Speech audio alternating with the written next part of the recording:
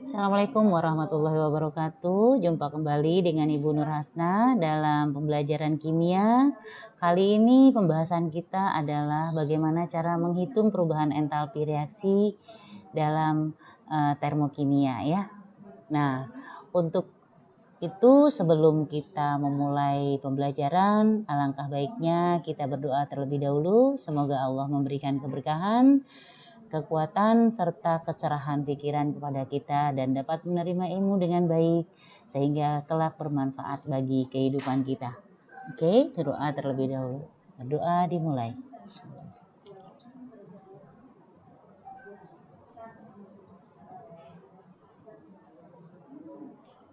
Amin, amin, amin ya rabbal alamin. Baik anak-anak ibu semuanya, kalian sudah pada pertemuan yang lalu kita sudah membahas tentang istilah-istilah penting di dalam termokimia. Salah satunya adalah perubahan entalpi. Ya, apa itu perubahan entalpi? Oke, tentu kalian sudah bisa menjawabnya dengan baik ya, bahwa perubahan entalpi itu adalah perubahan potensi panas yang dimiliki oleh sistem akibat adanya aliran kalor atau panas dari sistem ke lingkungan atau dari lingkungan ke sistem. Oke, bagaimana cara menghitung perubahan entalpi?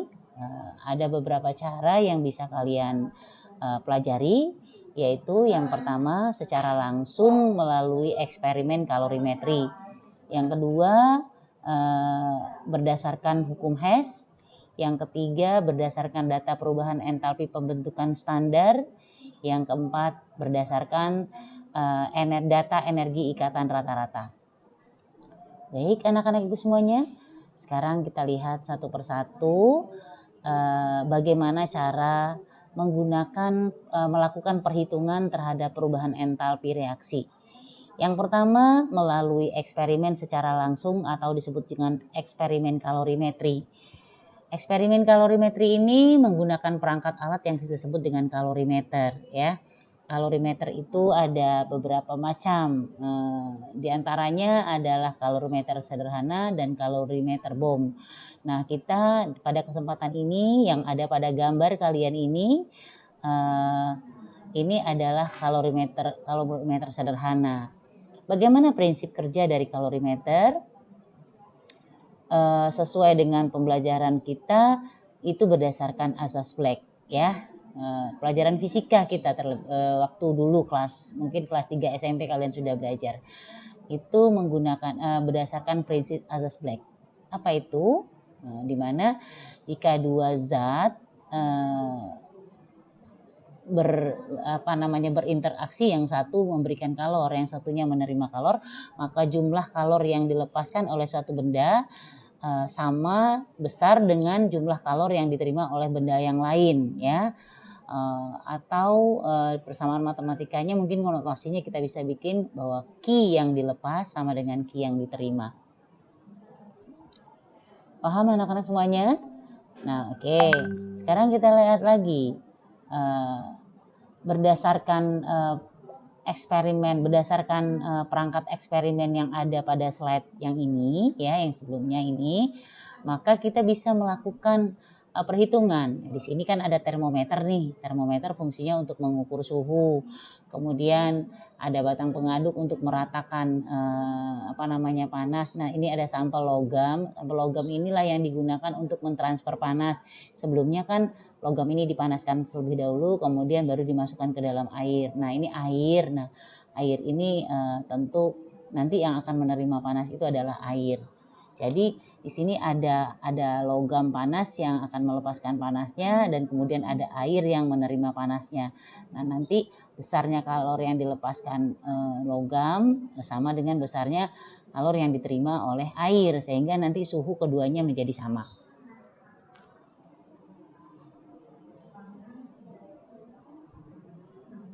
Oke. Bagaimana caranya? Nah, di pelajaran fisika di SMP dulu kalian tentu sudah mempelajari kalor yang diterima oleh air itu bisa dihitung ya, bisa dihitung. Itu sama dengan kalori yang dilepaskan oleh logam. Berarti kalau kita menghitung kalori yang diterima oleh air, berarti kita juga sama dengan menghitung kalori yang dilepaskan oleh logam. Oke. Nah, logam melepaskan kalor, maka delta H-nya sama dengan min Q dari logam ya, min Q, karena lepas itu artinya minus, kalor sistem menjadi minus. Jadi secara matematika delta H itu kan sama dengan min Q. Untuk menghitung jumlah kalor secara fisika kita bisa menggunakan rumus ini, Q sama dengan M kali C kali delta T ya. Dimana M adalah massa air, zat yang menerima panas, C kalor jenis air, kemudian delta T adalah perubahan suhu yang terjadi. Nah, oke. Nah, sekarang kita coba aplikasikan prinsip dari eksperimen tadi. Prinsip dari eksperimen yang ada pada gambar tadi. Oke. Nah, misalkan sekelompok siswa akan melakukan eksperimen tuh menggunakan kalorimeter sederhana seperti gambar ini. Ini ada lampu spiritus atau bahan bakarnya tuh etanol. Kemudian di sini ada air. Kita abaikan logam ya. Kita abaikan logamnya, kita anggap logamnya tidak ada. Nah, tentu spiritus ini terbakar, kemudian memberikan energi panas. Yang nyala ini adalah energi sebetulnya yang disertai oleh spektrum warna ya. Nah, kalor yang dilepaskan oleh spiritus yang terbakar itu diterima oleh air, diterima oleh kalorimeter ini juga. Nah, coba untuk menghitung kita abaikan dulu kalori yang diterima oleh kalorimeter, atau mungkin kita anggap tidak ada kalori yang lepas. Semua kalori yang dihasilkan oleh spiritus yang terbakar itu semua diterima oleh air. Kita asumsikan seperti itu. Maka kalau kita ingin menghitung berapa kalori yang dilepaskan, kita bisa lakukan dengan menggunakan rumus tadi. Nah, sekarang kita lihat data nih. Data ya, data yang ada di sini. Ini kan namanya data dari eksperimen. Oke, nah dari data ini lalu kita bisa lakukan perhitungan. Oke ya. Nah, misal nih cara penyelesaiannya. Nah, prinsip dasarnya dulu. Prinsip dasarnya tadi kalori yang dilepas sama dengan kalori yang diterima. Nah, siapa yang melepaskan kalor? Itu adalah etanol yang terbakar. Kemudian siapa yang menerima kalornya? Itu adalah air. Ya, besarnya kalori yang dilepas dengan kalori yang diterima itu sama. Berapa besarnya? Sama, Q sama dengan M kali C delta T. Kita ambil aja yang kita pakai data dari zat yang menerima saja. Oke. Nah dari data eksperimen kita bisa lihat berapanya tadi. Nah, jika suhu awal, ya tentunya di awal yang kita lakukan pertama suhu awal airnya kita ukur, kemudian ini termometer nanti setelah dipanaskan akan memberikan data juga kan. Nah, misalkan di awal suhunya 25 derajat, kemudian setelah dipanaskan itu menjadi 100 derajat Celcius. Nah, volume air sebelum kita masukkan pasti kita ukur terlebih dahulu volume air, karena yang bisa diukur itu volumenya kita ukur. Volumenya kita ambil 100 ml. Nah, nanti kita konversi jadi massa, karena di situ yang ada tuh massa kan, M kali C kali delta T, nggak ada volume gitu. Jadi volume ini kita konversi menjadi massa dengan menggunakan massa jenis. Nah, kalau air kan massa jenisnya 1 gram per mililiter. Berarti setiap 1 mililiter air itu masanya 1 gram. Maka kalau 100 mililiter air berarti 100 gram. Oke ya. Nah, dengan demikian kita bisa menghitung berapa delta H reaksi pembakaran etanol yang ada di sini. Ya. Oke. Nah, sekarang kita coba menyelesaikannya ya. Nih, prinsip dasarnya ini. Kalori yang dilepas sama dengan kalori yang diterima. Q sama dengan M kali C kali delta T. Dari data eksperimen, ingat ya, dari data eksperimen, nggak boleh ngarang-ngarang. Dari data eksperimen diketahui, nah, massa 100 gram. Kenapa tadi massa 100 gram? itu berasal dari volume 100 ml karena massa jenis air 1 gram per mililiter. Maka 1 mililiter air sama beratnya dengan 1 gram. Jadi 100 mililiter air sama dengan 100 gram. Oke, kalor jenis air 4,2 Joule per gram derajat Celcius. Nah, perubahan suhu berapa? Perubahan suhu kita lihat, suhu awal tadi 25, suhu akhir 100. Berarti suhu akhir dikurang suhu awal, itu namanya selisih. Nah, selisihnya 75 derajat Celcius. Maka Q-nya bisa kita hitung. Q sama dengan M kali C kali delta T. Q sama dengan M 100 gram, C 4,2 Joule per gram derajat Celcius, delta T 75 derajat Celcius. Maka akan dihasilkan kalor sebanyak 315.000 Joule. Ini gram dicoret nih habis, nih gram, derajat Celcius juga hilang, tinggal Joule-nya. Jadi 315.000 Joule. Nah, kalau kita jadikan ke kilojoule, maka dia akan menjadi 315 kilojoule. Oke, nah perhitungan ini harus kita interpretasi. Artinya, apa artinya perhitungan ini? Tidak sekedar tinggal hitungan angka saja, ini ada artinya.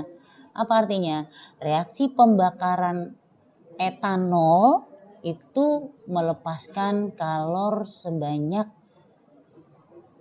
315 kilojoule. Artinya apa?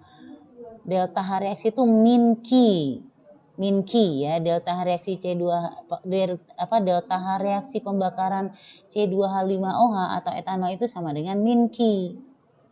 Nah, sehingga delta H reaksinya untuk kasus ini min 315 kilojoule.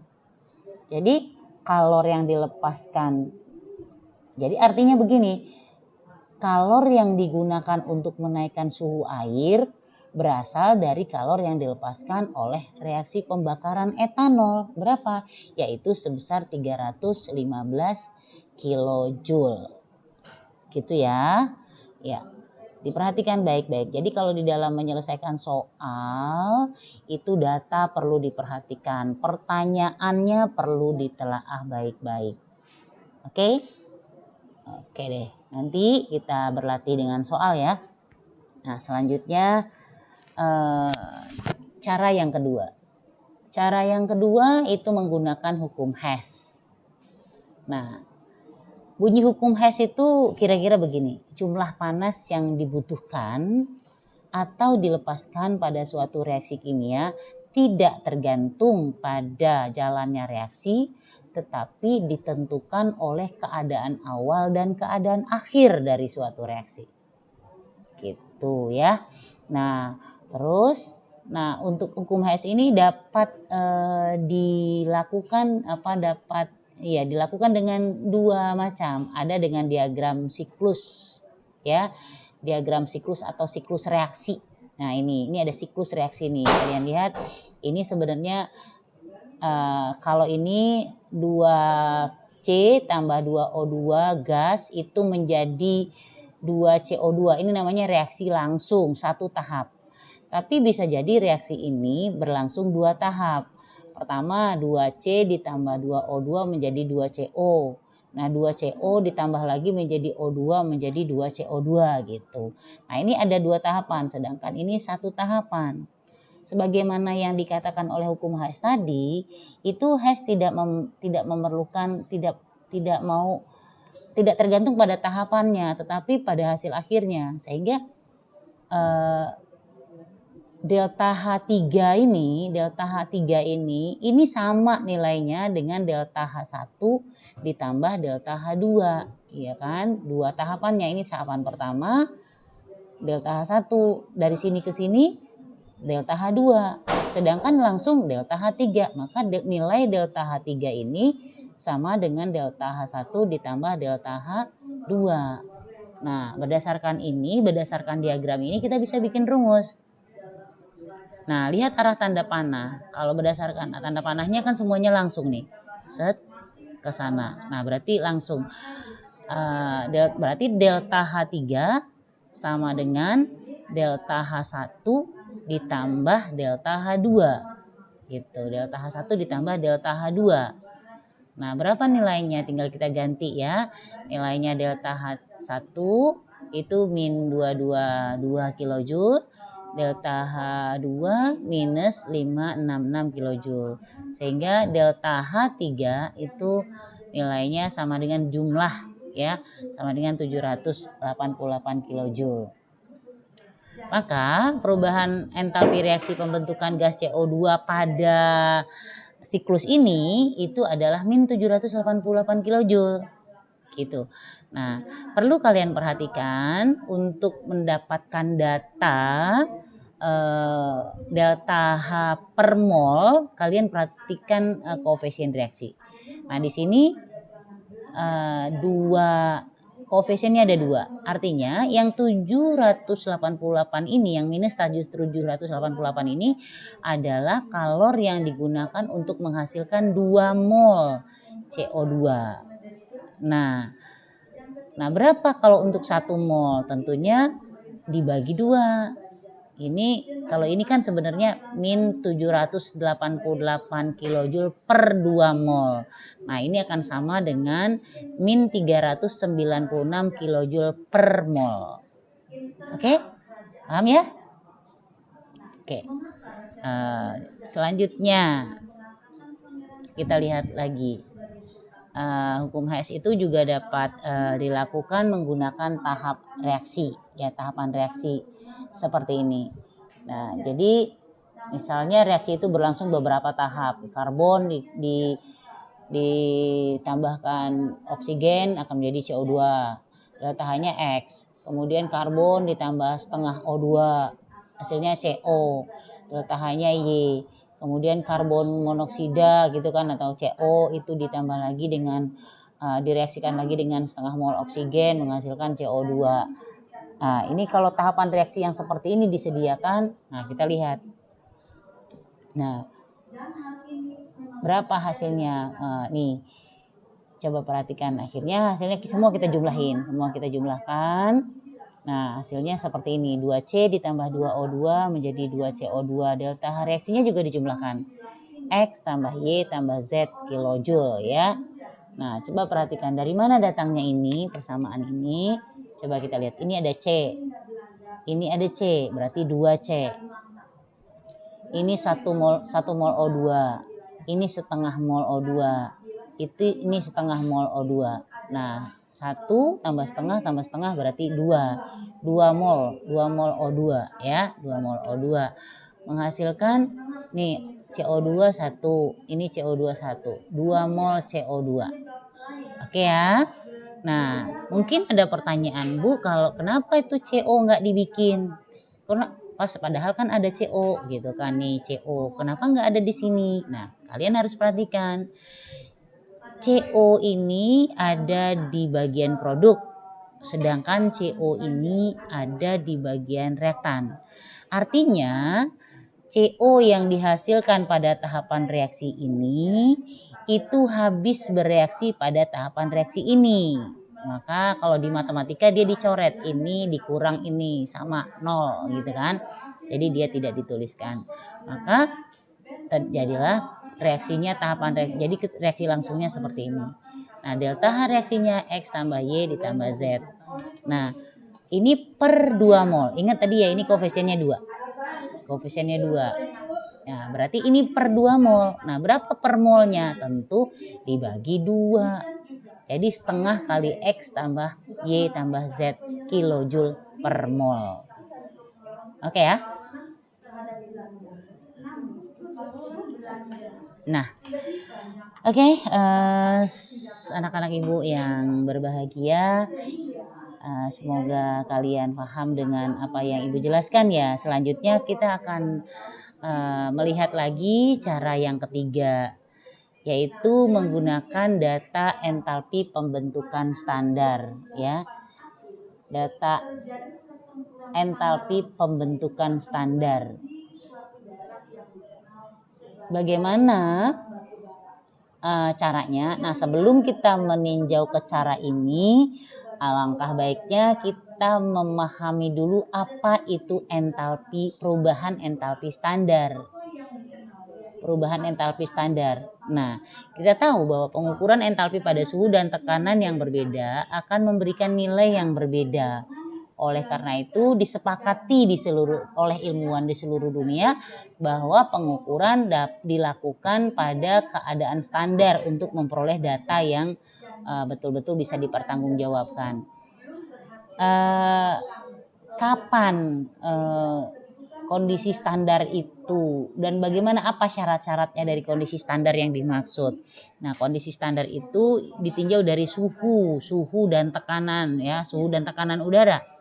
Nah, kondisi standar itu suhu udara 298 Kelvin atau 25 derajat Celcius, sedangkan tekanan udara 1 atmosfer atau 76 cm Hg. Nah, itu kondisi standar. Jadi ketika kalian mendengarkan keadaan standar di dalam pembahasan kimia, maka kalian harus mengacu ke sini. Suhunya, keadaan standar itu suhu 298 Kelvin atau 25 derajat Celcius, tekanan udara 1 atmosfer atau 76 cm Hg.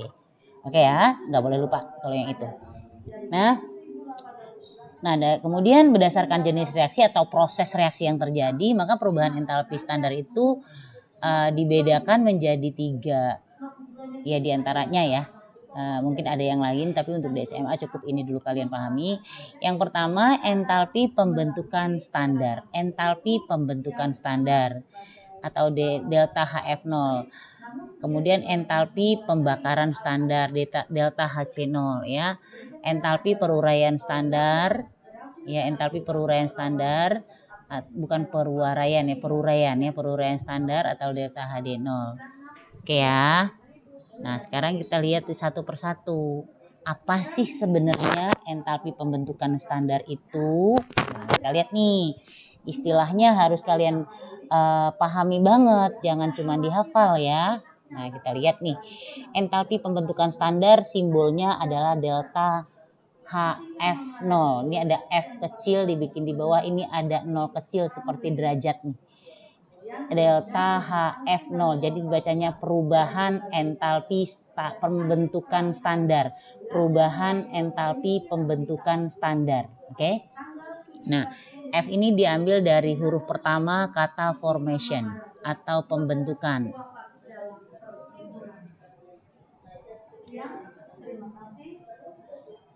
Nah, kemudian perubahan entalpi pembentukan standar itu atau standar entalpi of formation itu adalah perubahan entalpi yang terjadi pada pembentukan 1 mol senyawa dari unsur-unsurnya yang paling stabil dalam keadaan standar. Ingat, ini pembentukan 1 mol suatu senyawa dari unsur-unsurnya yang paling stabil dalam keadaan standar. Maka nanti kalau udah 1 mol, pasti nanti satuannya adalah kilojoule per mol per 1 mol ya.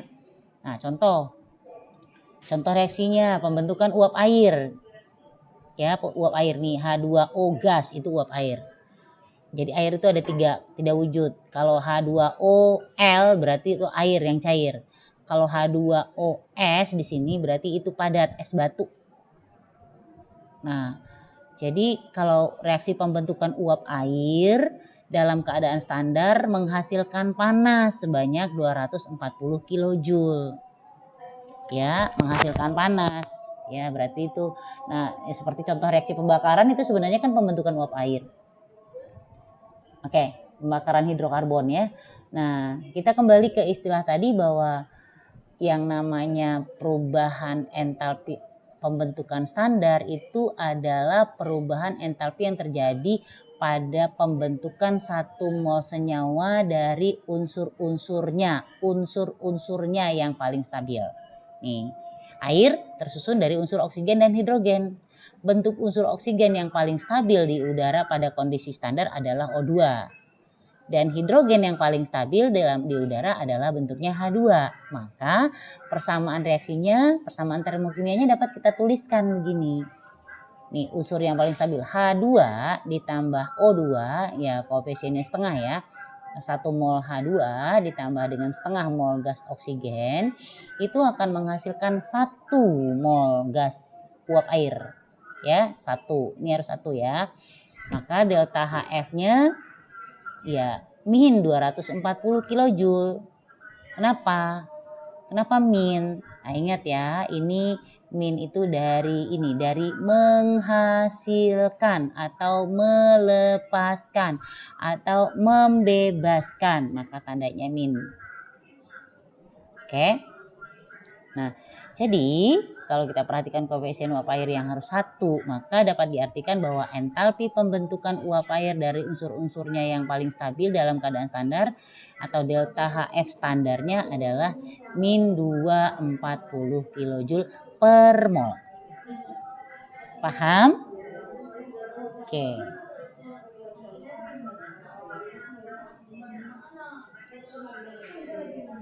Nah, sekarang kita lanjut lagi. Entalpi pembakaran standar delta HC0 ya. C. Jadi tadi F, sekarang C. Apa tuh C? C diambil dari kata combustion atau pembakaran. Nah, perubahan entalpi pembakaran standar atau standar enthalpy of combustion adalah perubahan entalpi dari yang terjadi pada pembakaran 1 mol. Ingat ya, ini tulisnya. Tolong tambahin ya, 1 mol suatu zat secara sempurna dalam keadaan standar. Pembakaran 1 mol suatu zat. 1 mol ya, jangan lupa itu 1 mol. Suatu zat secara sempurna dalam keadaan standar. Contoh, misalkan kita dapatkan data nilai perubahan entalpi pembakaran standar metanol adalah minus 638 kJ per mol. Nah, rumus kimia metanol CH3OH. Wujud metanol paling stabil adalah cair. Maka dapat ditulis persamaannya, persamaan termokimianya. Nah,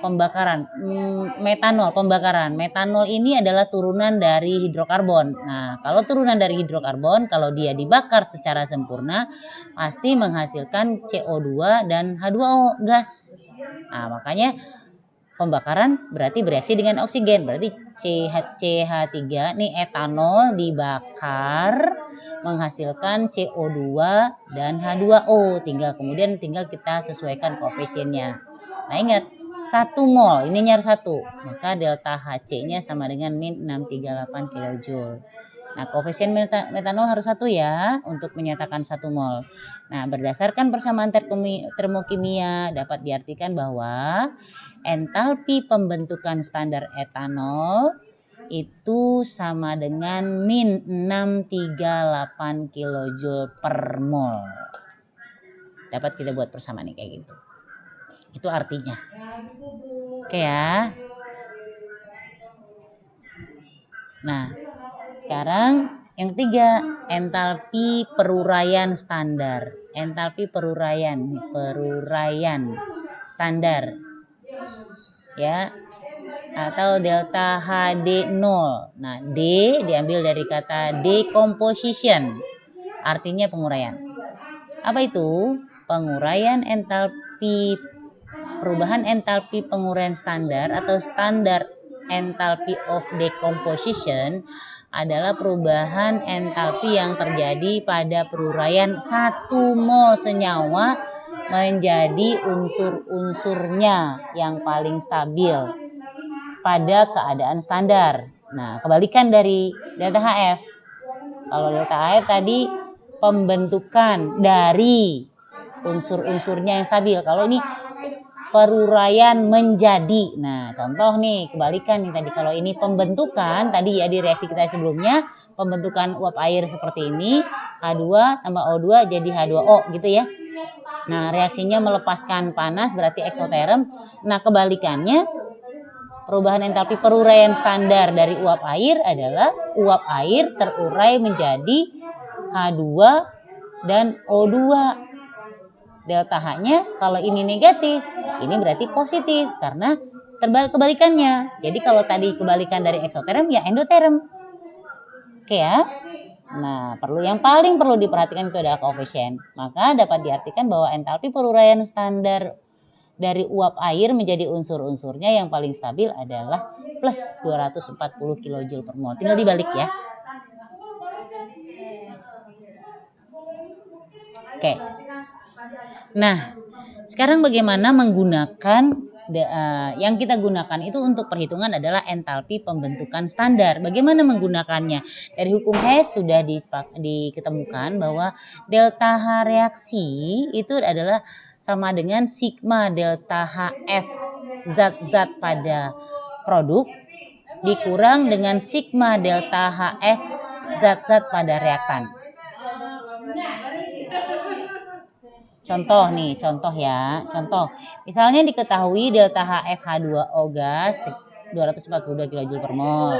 Delta HF standar CO2 394 kJ per mol. Delta HF 0 dari CH4 min 84 kJ per mol. Nah, kita dapat menghitung berapa entalpi reaksi pembakaran gas metana secara sempurna. Dapat kita hitung dengan menggunakan data ini. Oke? Nah, kita lihat gimana caranya. Nah, CH4 adalah salah satu senyawa. Ini prinsip dasar dari awal nih, dari belajar hidrokarbon. CH4 adalah suatu senyawa hidrokarbon deret alkana. Pasti dong kalau yang namanya hidrokarbon kalau dibakar sempurna pasti menghasilkan gas karbon dioksida dan uap air. Itu udah pasti. Gas karbon dioksida rumusnya kan CO2, uap air kan H2O tapi gas gitu ya. Maka persamaan reaksinya bisa kita buat dengan sendirinya, nggak usah lihat buku juga bisa gitu. Nah, metana CH4 dibakar berarti pakai O2. Hasilnya udah pasti hidrokarbon dibakar sempurna menghasilkan CO2 dan H2O. Udah pasti itu. Nah, tinggal kita setarakan aja lagi. Kalau ini O-nya ada di sini CO2, ada O-nya ada 4. Di sini juga harus 4, berarti 2O2. Nih C-nya 1, berarti sini 1 C-nya. Di sini H-nya ada 4, berarti di sini harus H-nya juga harus 4. Nah, kalau udah kita beri koefisien, nanti kan O-nya juga kita hitung lagi. O-nya sini 2 tambah 2, 4, berarti sini 2O2 gitu ya. Nah, maka kita bisa hitung gimana gunakan rumus berapa reaksinya apa reaksi pembakaran, maka kita tulis delta HC, nggak pakai standar karena kita nggak tahu kondisinya kapan. Jadi delta H pembakaran pada saat itu sama dengan sigma dari delta HF zat-zat pada produk dikurang dengan delta HF standar zat-zat pada reaktan. Mana zat-zat pada produk? Ini dia, CO2 dan H2O. Nah, tinggal kita lihat data. Berapa delta HF CO2? Ini min 394. Ya, min 394. Oke.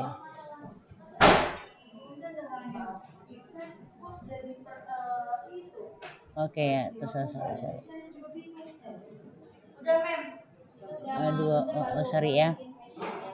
Enggak, aku tinggal ngirim doang. Bunda bahasanya Bunda. Oke, ini nanti min 39 nanti dihitung lagi ya. 2 kali min 394 ditambah Oke, ini H2O yang Ibu duluin ini kayaknya. Ini berapa ini? Ini H2O 2 kali ya, 2 kali H2O 2 kali ini 2 kali ya.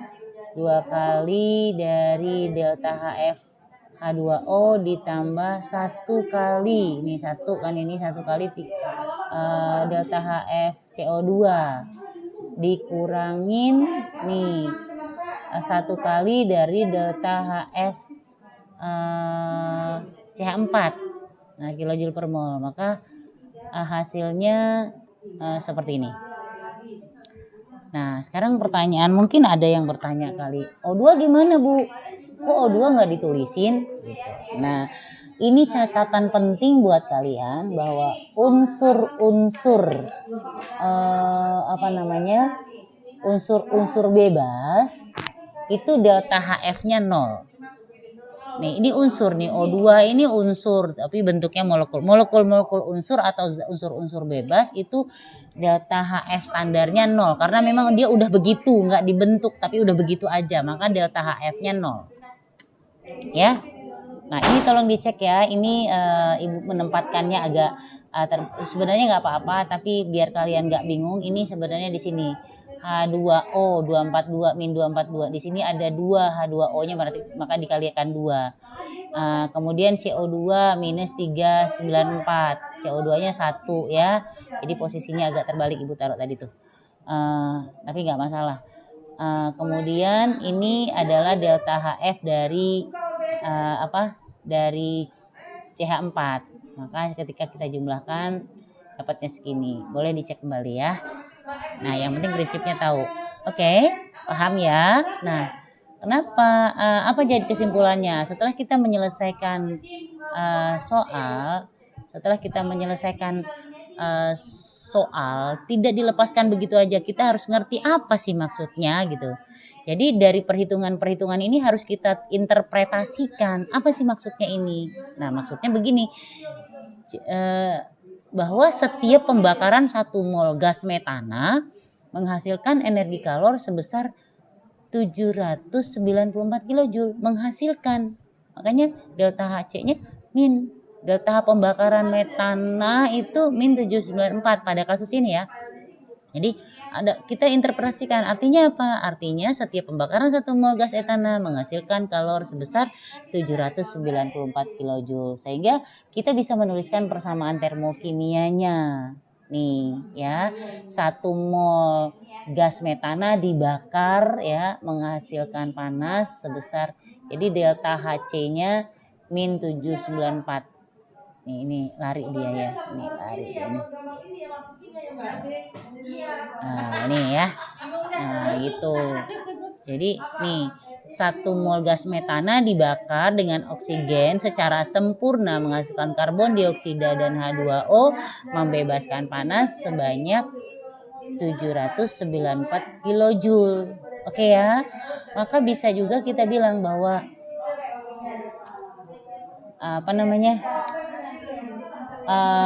delta HC-nya itu sama dengan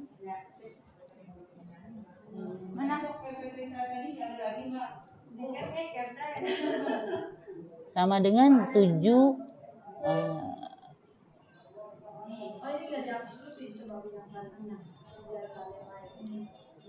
ya, jadi sama dengan ini delta HC-nya ya bisa ditulis min 794 kilojoule per mol.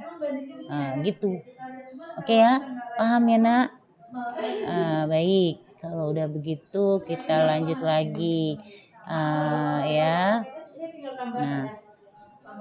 Nah sekarang udah tuh. Jadi ketika kita menemukan berapa besar delta H per mol atau delta H molar namanya, delta H per mol, maka kita bisa membuat persamaan termokimianya. Nah, apa gunanya persamaan termokimia itu? Persamaan termokimia itu sangat penting di dalam melakukan perhitungan. Jadi nggak boleh salah. Karena apa? Ini sangat membantu di dalam menyelesaikan persoalan-persoalan hitungan. Jadi pentingnya persamaan termokimia dalam perhitungan. Nah, persamaan termokimia yang benar dapat membantu dalam menghitung jumlah energi panas yang dihasilkan atau diserap oleh sistem atau reaksi kimia dari sejumlah zat tertentu. Contohnya, jika diketahui persamaan termokimia sebagai berikut, maka kita bisa menghitung kalaupun zat itu dibakar tidak sampai 1 mol atau lebih 1 mol berlipat-lipat misalnya. Nah, maka besarnya energi panas dapat kita hitung. Misalnya ini cuman pembakarannya 0,1 mol gas metana. Maka kita bisa gunakan molnya 0,1 kemudian kan dikalikan dengan energi per molnya, energi molarnya. Ya kan? Sehingga didapatkan seperti ini. Nah, demikian juga kalau jumlahnya lebih banyak, misalnya 100 mol. Nah, itu bisa kita kalikan. Makanya ini yang akan diaplikasikan di dalam menggunakan bahan bakar kendaraan. Orang tuh bisa menghitung kalau kendaraannya segini bahan bakarnya berapa, jarak segini berapa gitu kan. Maka orang bisa dari pengetahuan itu orang bisa membuat kendaraan-kendaraan yang efisien atau bisa juga merencanakan membuat perusahaan. Misalnya kalau membuat perusahaan ini peleburan biji timah misalnya, bahan bakarnya apa, nah berapa yang harus dilebur gitu, kalau sekian berarti kita harus menyediakan bahan bakar sebanyak ini. Nah bahan bakarnya apa, bisa batu bara, bisa kayu, bisa minyak bumi dan sebagainya. Nah, itu akhirnya orang dengan pengetahuan ini mereka bisa merancang atau merencanakan, artinya memprogramkan dari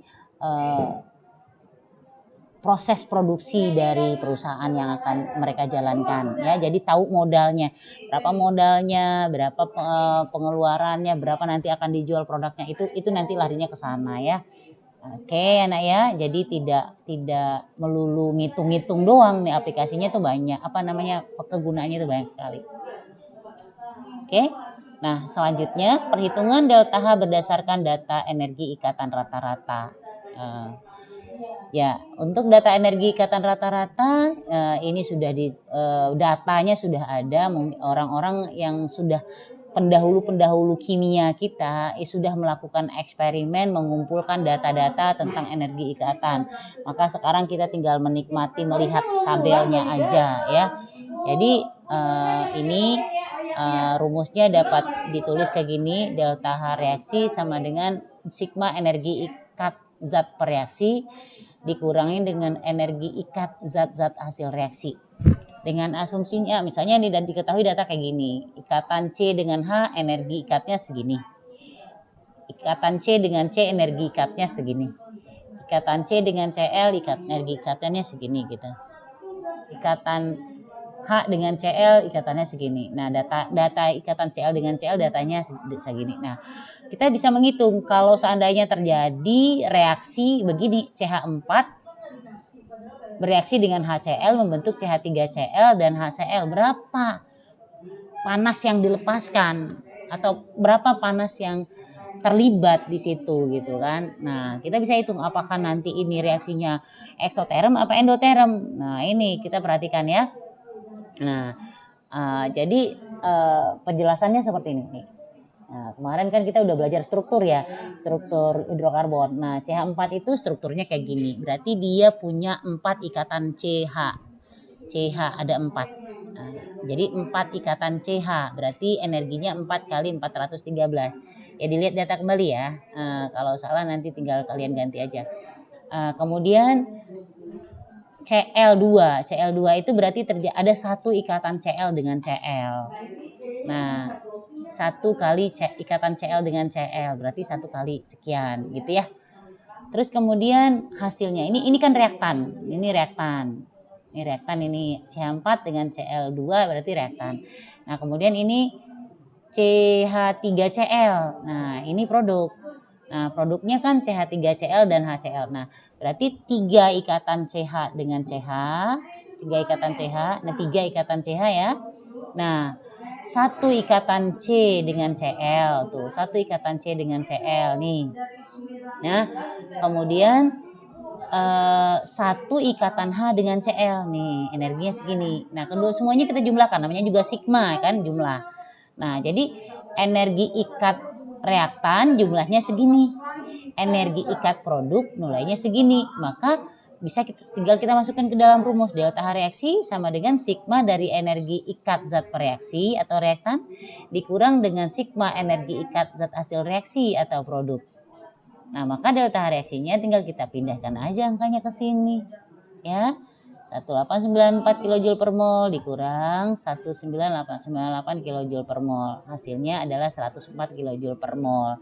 Jadi ini namanya reaksi klorinasi ya, karena dengan klorin. Jadi reaksi klorinasi gas metana tersebut menghasilkan panas sebesar 104 kJ per mol. Nah, bayangkan.